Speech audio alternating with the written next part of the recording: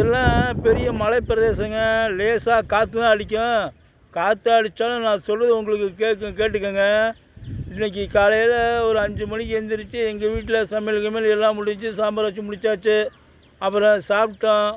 நானும் சாப்பிட்டேன், அப்புறம் எல்லாம் சாப்பிட்டாங்க. அப்புறம் காலையில் பார்த்தோம்னா 8 மணியை போல் சோறு இல்லாமல் போச்சான்.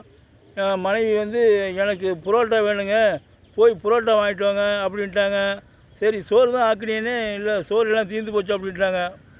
அது ஏன் புரோட்டா வாங்க மாதிரி வந்துருச்சுன்னா, ஏற்கனவே மூளை வேலை செஞ்சுருக்குது. சரி அவங்களாம் சாப்பிடட்டும், அதுக்கப்புறம் நம்ம சாப்பிட்டுக்குவோம்னு. ஏன்னா சாப்பிட்டா சோறு தீர்ந்து போயிடும், நமக்கு புரோட்டா தின்னுக்கலாம்னு இந்த மூளை வந்து முன்னாடியே வேலை செஞ்சுருக்குது. அதுக்காக அரிசியை கம்மியாக போட்டு சோறாக்கி விட்டாங்க. சரி ரைட்டுன்னு நான் அப்படியே போயிட்டு இருந்தேன். கடைக்கு புரோட்டா வாங்க போனேன். அங்கே போகிறப்ப ஒரு அம்மா தேக்கிக்கிட்டு, அண்ணே இங்கே வாங்கண்ணே வாங்கண்ணே, உங்களை நான் யூடியூப்பில் இன்றைக்கி தாங்க பார்த்தேன், உங்கள் பேச்சு நல்லா இருக்குது, நீங்கள் நல்லா பேசுகிறீங்க, காமெடியாக பேசுகிறீங்க அப்படின்னு சொல்லிச்சு. சரிம்மா நல்லா பாருங்கம்மா. இது இல்லாமல் எங்கள் அக்கா வேறு பார்க்கணும்னுச்சு. ஆமாம் உங்கள் அக்கா எந்த ஊருன்னு கேட்டேன். எங்கள் அக்கா வந்து திருவள்ளுவர் தான், பக்கத்து ஊர் தான், அவங்கள பார்க்கணும்னுச்சு. அதுவும் உங்களை டிவிலேயே பார்த்துருச்சான். என்னது டிவிலேயே பார்த்துருச்சா அப்படின்னு. ஆமாம் அவங்க டிவி ஆல்ரெடி டிவி, அதில் செல் வந்து ஆன் பண்ணி விட்டா டிவிலேயே ஓடுதான், டிவிலேயே பார்த்துருச்சு அப்படின்னு சொன்னாங்க.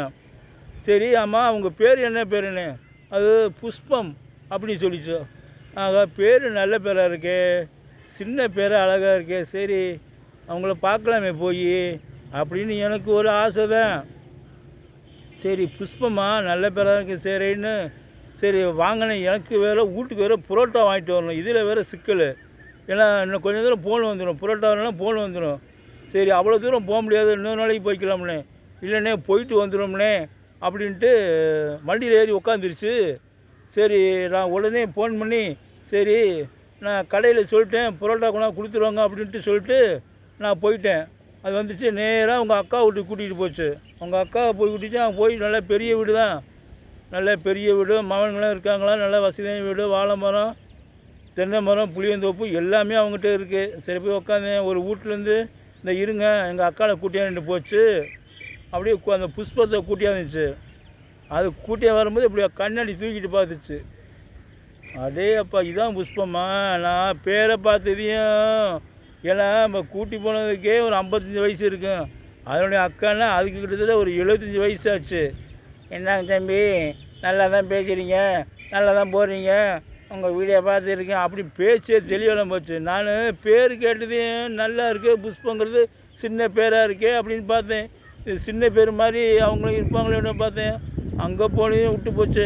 அந்த புஷ்பம் யார்கிட்ட என்ன சொல்லுதுன்னா, எங்கள் அக்கா ஒன்று இருக்குது திருச்சி பக்கத்தில், அதுவும் உங்களை டிவியில் பார்த்துவிட்டு உங்களை நேரடியாக பார்த்து பேசணும், வாழ்த்து சொல்லணும் அப்படின்னு அது கூப்பிடுச்சு.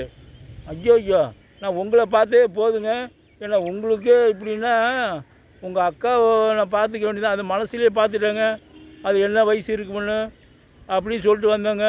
இப்படியெல்லாம் இருக்குங்க. பிடிச்சிருந்தா சப்ஸ்கிரைப் பண்ணுங்கள். பாய், தேங்க்யூ.